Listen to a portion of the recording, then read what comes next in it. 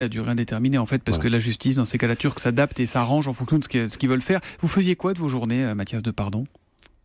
Écoutez, en prison, on se repose, on dort, on lit, on prend des notes.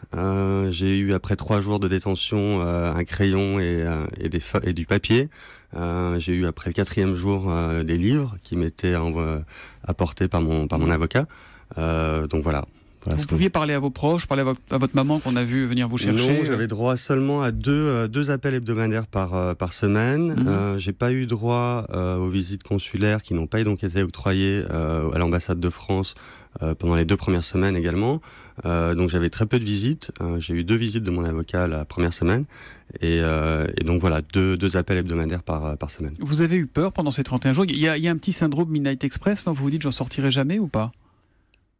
Non, je savais que j'en ressortirais, c'était une question de temps.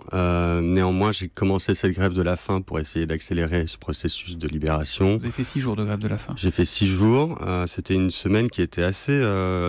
où j'étais très en forme psychologiquement. J'avais l'impression de mener un combat, d'avoir initié quelque chose, d'avoir entamé presque un dialogue et un affront avec les autorités turques, et un message de détresse envers la France. Donc voilà.